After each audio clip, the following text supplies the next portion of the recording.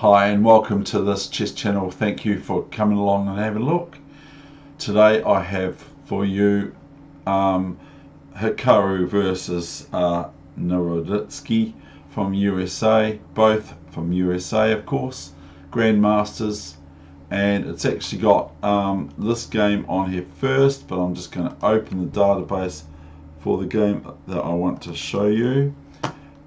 This is played this morning, New Zealand time. They finished at 10:30 a.m. this morning on chess.com. Now these are three games that I've got, and I might play the rapid game from one of my favourite players in the world, young player, Nahal, and and I love the way he moves his pieces. Now of course we are coming up to lockdown in New Zealand, so I'm going to continue plod on with my chess channel, and please be aware that to you out there, please be aware that I'm not exclusively only doing chess on this YouTube chess channel or YouTube channel of mine. The Dutch have a saying that they say at the dinner table, jy eet wat the pat, jou eet wat the pot schapt. Eat what the pot schapt. Now some people say, Dutch people, and actually say I'm not very good at speaking Dutch, but what that means I'll just explain. Eat what the pot schapt. Now eat means to eat in Dutch, and wat is what the pot gives you, sort of thing, what it spoons out. And in this case, yeah, I'm not always chess. Sometimes I like to think about the young kids out there, so please bear with me in that regard, because I'm trying to do something that I see as a positive thing. And please note that if you just want to see chess, then notice that I say not chess in brackets in the title or that of the description. So I do pray that everyone is keeping safe, and here we go with this game. So that's what I like to say to you. Eat what the pot's capped. Okay, so here we go. It's good for kids too. Now Hikaru is white in this 3-minute encounter that I got from the internet just recently, and I'm going to give you a clue who wins. So he's is this correct?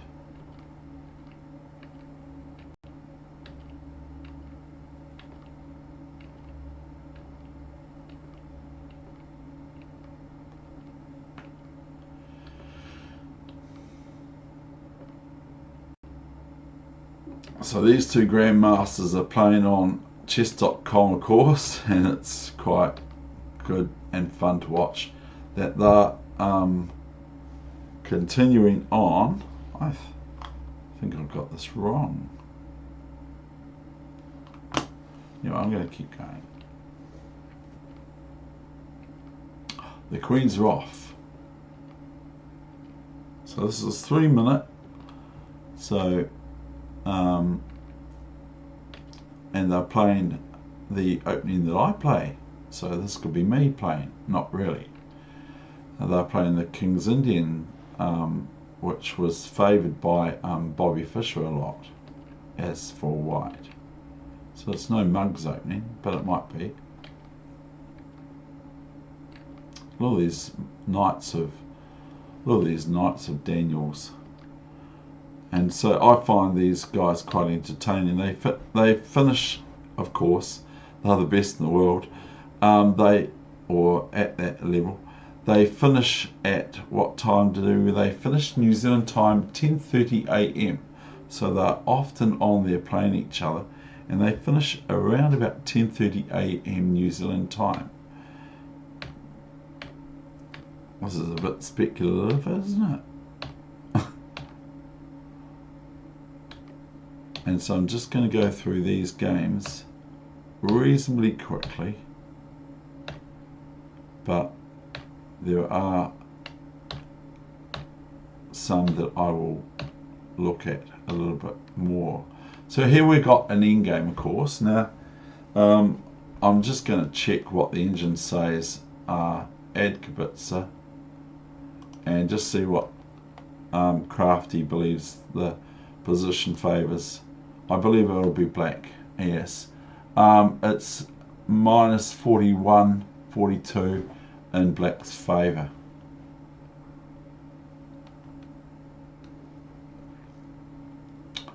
That's not going to get in the way of my... you won't be able to see that, of course.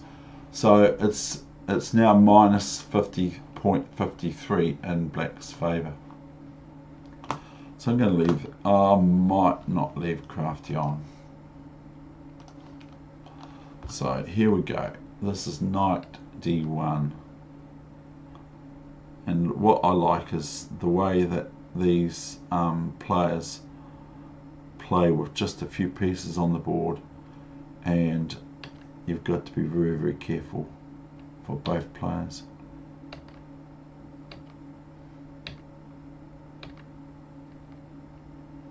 Now, almost checkmate threats, but not really.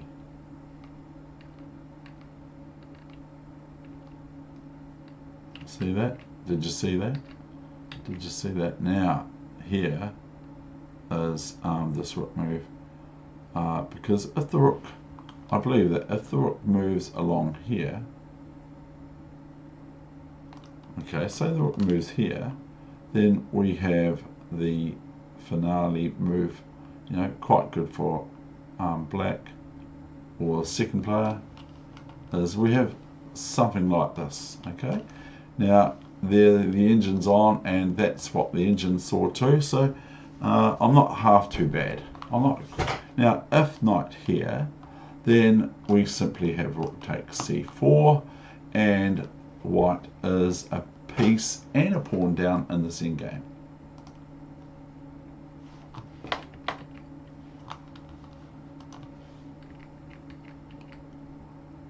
So here after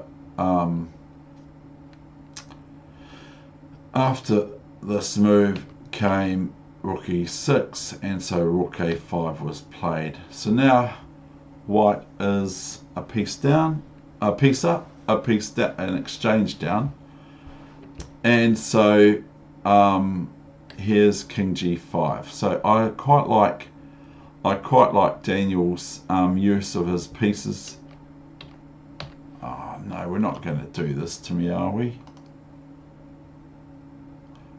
Is this where did black resign? Did black win and did white resign? I'll just see if that's correct. And that's correct, yes. So now I'm going to the next game of theirs, which I've selected for you, and that is the following.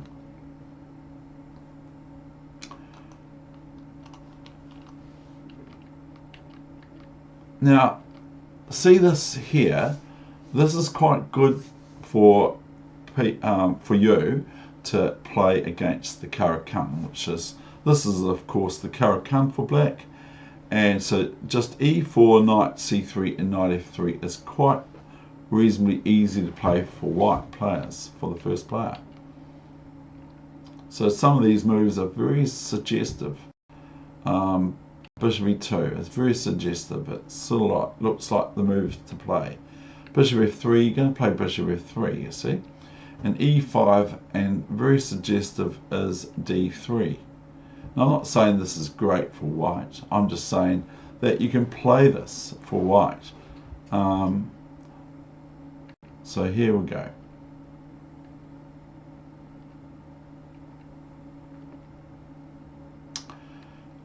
This is not the greatest for white, but it's quite an interesting game anyway.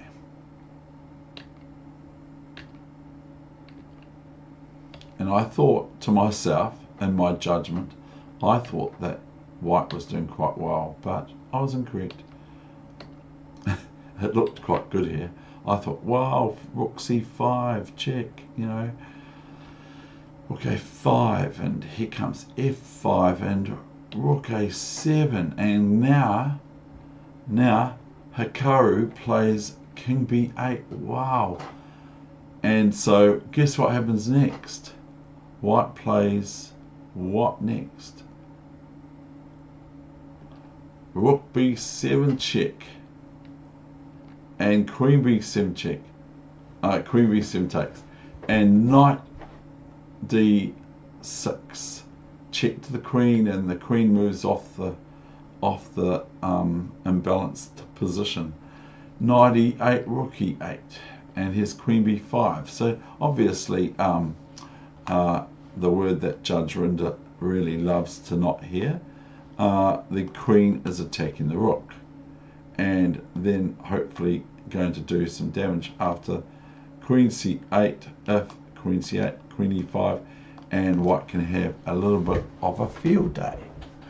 But of course, Grandmaster Hikaru Nakamura has different ideas in mind. Knight f6 and a4 comes this now threat to the knight on b6, which is pinned by the queen, and e4, and so Daniel keeps on going and now chomps the bishop on f3 and just takes back because the knight's going to be attacked.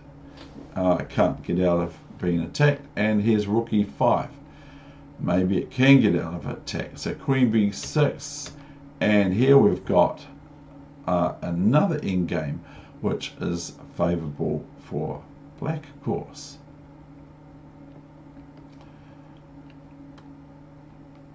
And so endgames are very important, even though they can look a little bit boring and all that sort of stuff. They're very important to be able to play. And I quite like Hikaru's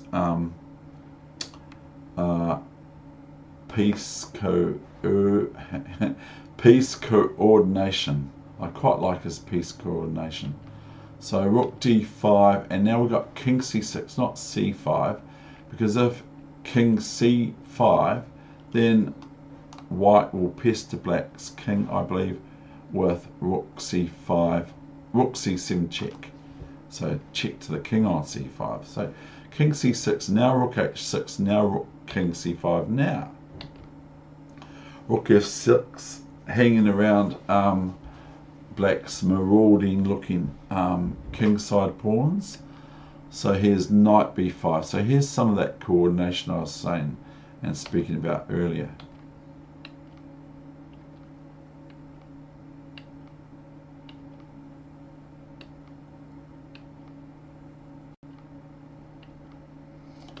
So nice and clean, nice clean lines.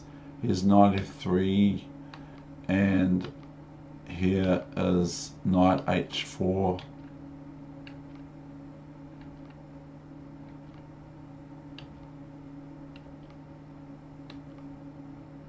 And that's that game. Isn't that wonderful, that game? Isn't it wonderful? So next game I've got for you is the following.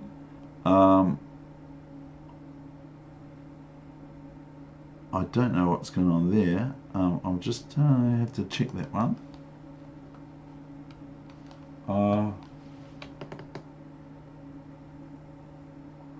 That's the first game, isn't it? Right. Okay.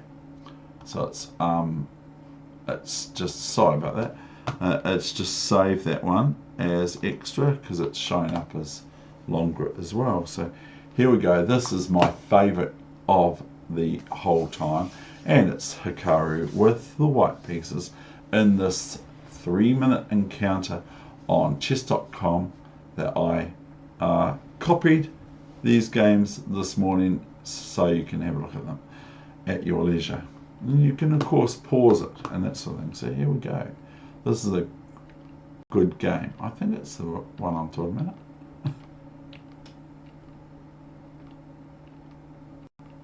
Yeah, look at this. G4.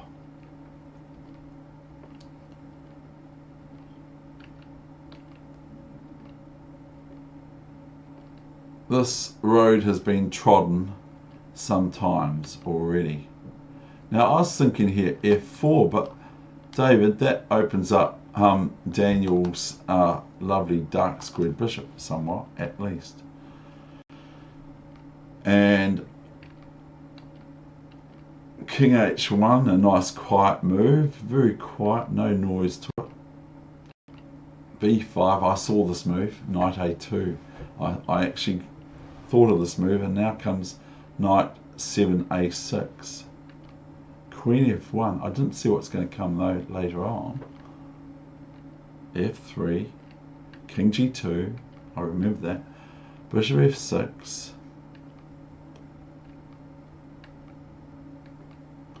And now, what was it now? F4? Yeah, F4, Rook C3, Knight C3. EF4, Queen F4. B4. Now I thought of this move for white. But black was met with AB4 and Knight B4. And now Rook F1. Bishop E8, and now comes Bishop B5. Wow, a nice move for 3-minute chess, isn't it? So obvious problems for black. If Bishop B5, we will show you very quickly, is Queen B F7, and the engine's on again. It always gets me, doesn't it?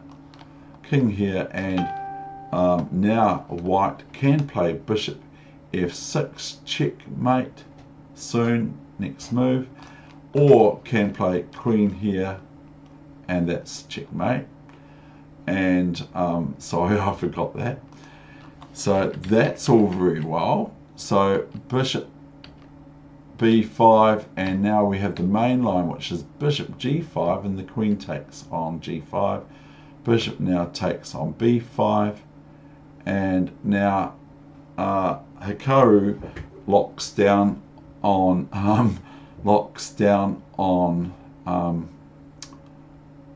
black's position very shortly, but I believe plays Rook F3 here, and soon white locks down on black and makes it very difficult for black to live to tell the story. So here's Knight D3. Look, this is threatening Knight E1 check. Okay, so what does Hikaru do? What does Hikaru do? He plays Queen F6, which is, of course, threatening this, but it's also threatening this, isn't it? So here comes Knight E1, and I think it was King G3. And now if Knight F3, which happened, okay, now Bishop H6 happened, and here Daniel Noworitsky, he played Queen C3, hoping for Queen takes Queen or Queen G7 checkmate. Because if Queen G7 checkmate, then white will lose some material because of Queen takes Queen. So here black resigned. Okay, so that is the end of this session.